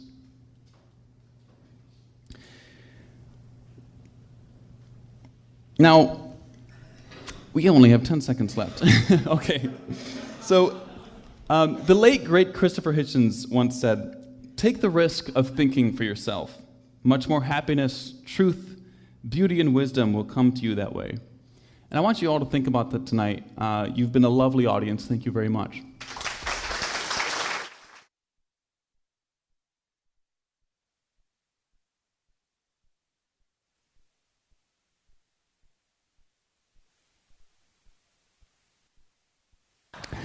And this concludes the formal argument in the debate on the question, does the God of Christian theism exist? Please join me in thanking our esteemed debaters, Ignacio Reyes and Justin Schieber.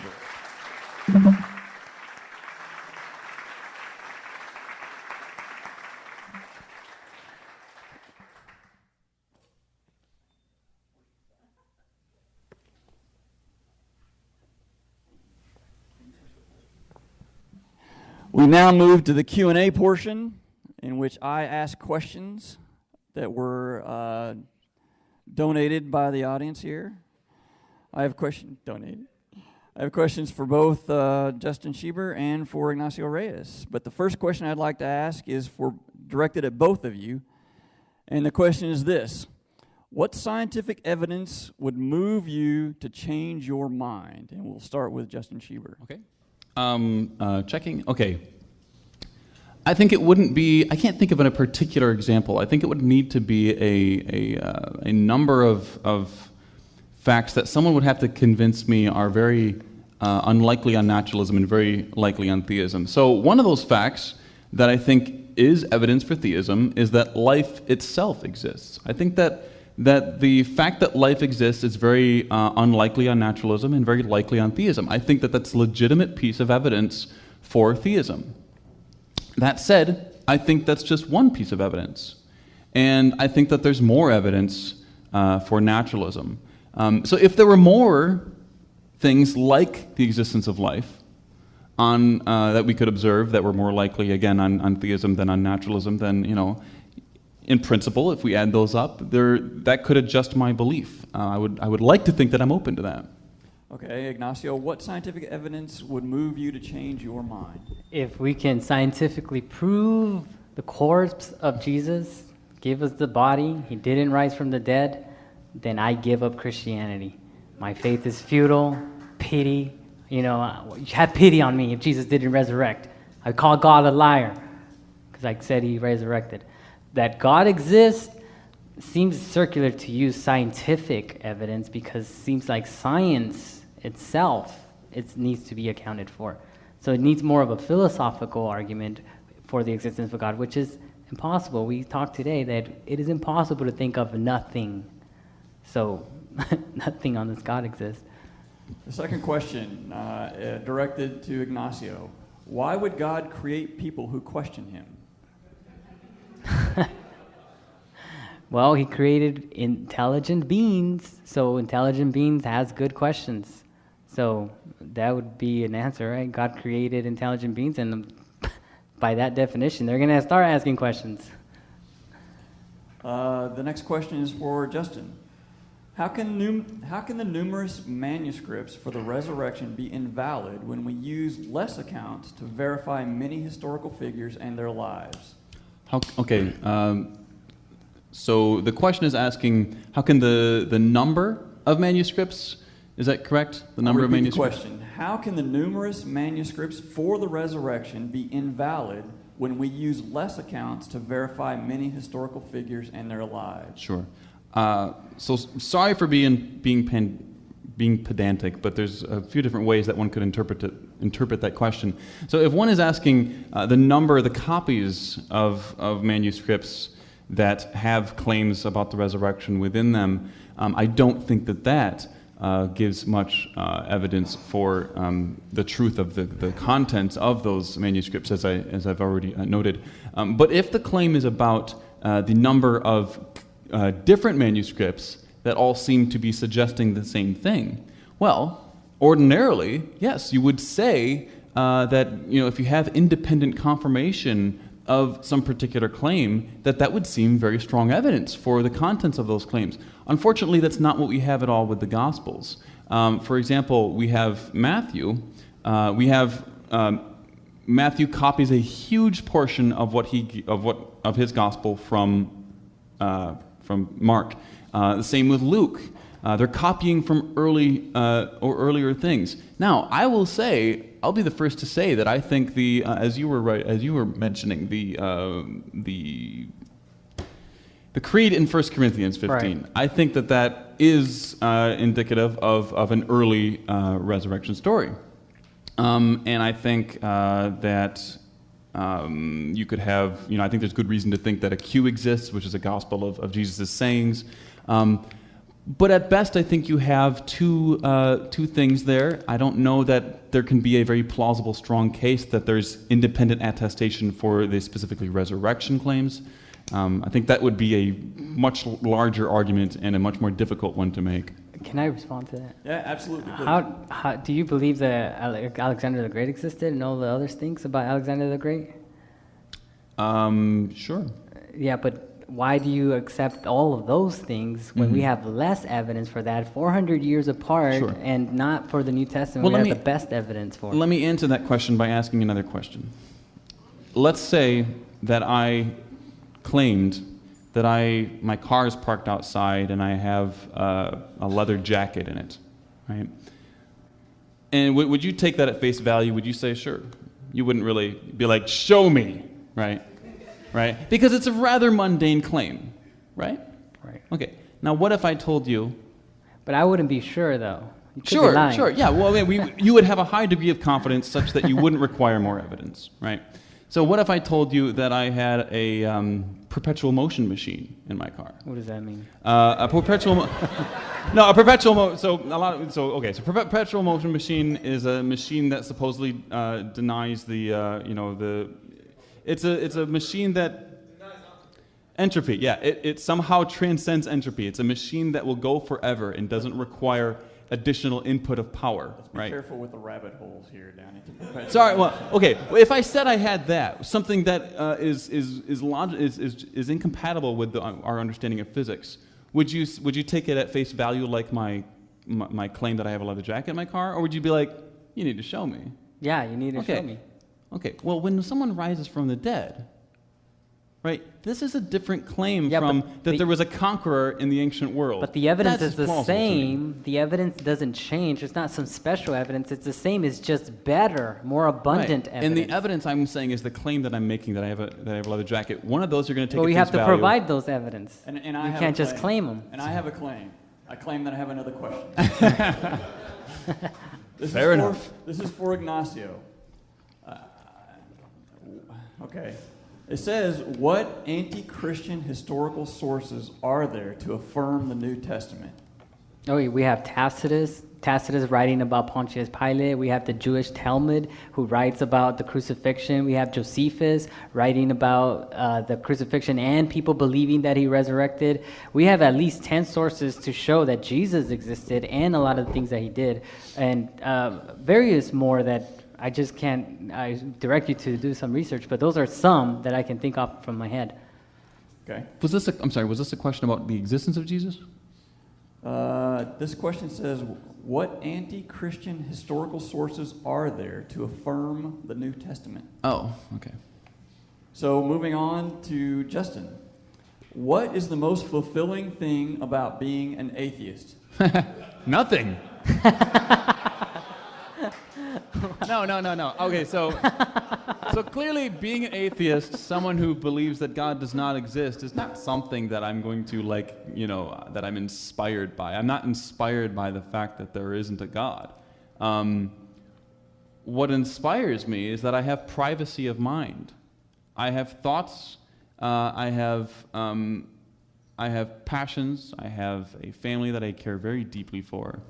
I have friends that I care very deeply for. I have interests like philosophy that moves me far more than worshiping God ever did. And these things, I recognize that if I'm right, then death is the end. And so that's why I like to surround myself with people that I love, doing good things for people that I love, and following those things that really just that turn me on intellectually and to a degree that I feel fulfilled in that way. And so while it's not atheism that does this, atheism is just a conclusion that I've reached after following some of my passions and being honest with myself. If you're just gonna die and it's over, nobody's gonna account for any of your actions. Why not just get it your way and have the best life here? Cheating, lying, stealing, if it's gonna benefit you. Right. Nobody's going to account for none of right. that. So there's the question of, what, okay, so you're essentially asking is, if I have no ultimate accountability, then what's to stop me from just, pursuing a life of vices and things like this, right? Well, at least that they benefit I think you. that there's something just about cheating. I think there's something about betraying our social nature that makes it the case that it's very improbable that you're going to find yourself to being very fulfilled if you're going to be going around and severing the relationships. We are social species, right? We get our fulfillment from deep relationships. If we are constantly trying to sever those, then you're going to live a very sad and lonely life, right? I mean, okay. Oh, I'm sorry, go ahead. Okay, sorry. Moving on, we have 10 minutes left. So this one is for Ignacio. What or who caused God? Well, that's a miscategory question. It's like asking, how does red smell? How does the number 2 taste? Those are miscategory questions. You don't ask what caused and uncaused. You don't ask what's the beginning for a non-beginning. Those are miscategory questions. The law of causality only says every effect has a cause. Everything that begins to exist has a cause. Every beginning. God is not an effect. God never began to exist. God doesn't have a beginning. Therefore, it's incorrect to ask what is the cause for an uncaused being. Can I add something? No. Damn it. Please go ahead. No, I think I've already addressed this. Okay. I think that if someone gets to just define their central belief as brute, then you can't win by philosophical default in this way. You can't just end the conversation by saying, "But my God is necessary. He is the brute fact in my view." Well, I can do the same thing, man. But if we show that definition, whatever you give is false, then we can, Right, but how could you possibly do that? How could you possibly... Okay, the triangle has 7 sides, and that's how I want to define it. You can prove to me that's false. If I define it that way, then under that new formal system of definitions, it's true that triangles are 7 sides. That's not true. It's just that's truth not is not relative. That's not the Truth is not relative. That's not what I'm arguing. I'm arguing but you're saying that formal it's true? systems can be true and valid within those formal systems, right? So if okay. I don't know. We'll go ahead. New question. We'll move on to the next question because you're going to have an opportunity, Justin, to answer the same sort of question, which is what caused the Big Bang? Oh, I have no idea. Next. Moving on.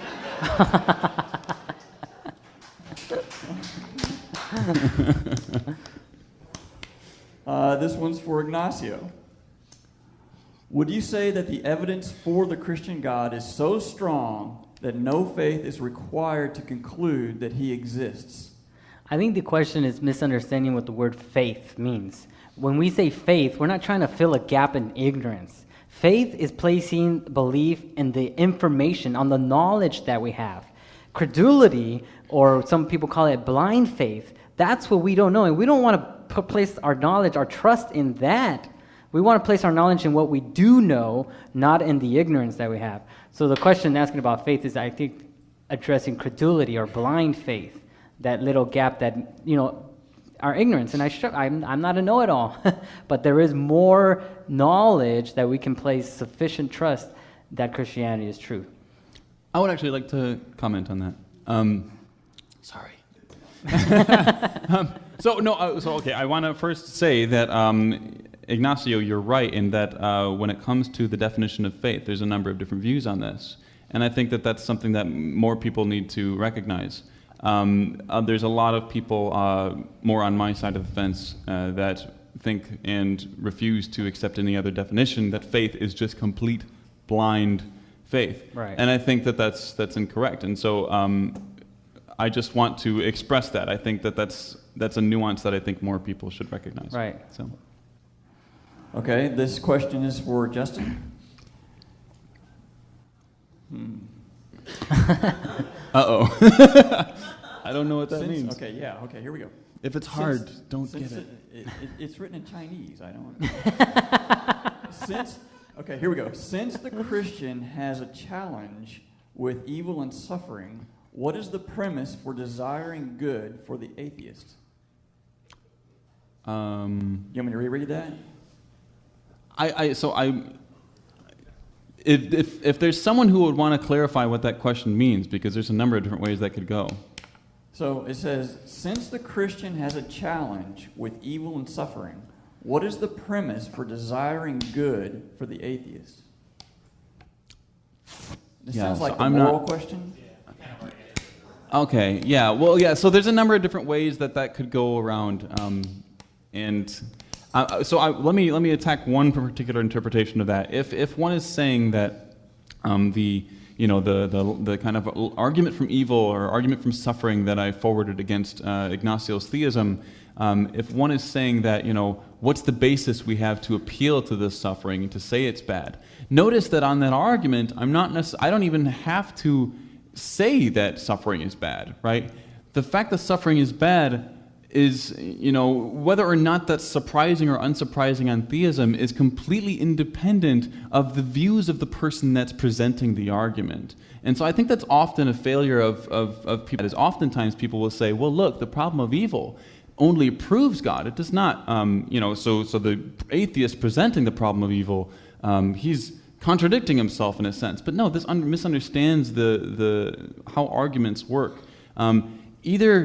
If moral realism is true, then someone like Ignacio needs to deal with the problem of evil. If it's false, then theism is false too, right? So either way, you either have to deal with it or your position's false. So the idea that evil proves God is a distraction, and it's really unfortunate, I think. But evil does disprove naturalism, because you can't account for it. That's quite a statement. Okay. Peace.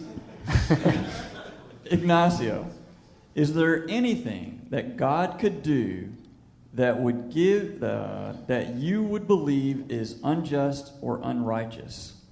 Is there anything that God could do that you would believe is unjust or unrighteous? Of course, there's a lot of things. But see, that's only if one takes the voluntarist view of God, that everything that he does all of a sudden is good. That's not the view that we hold to.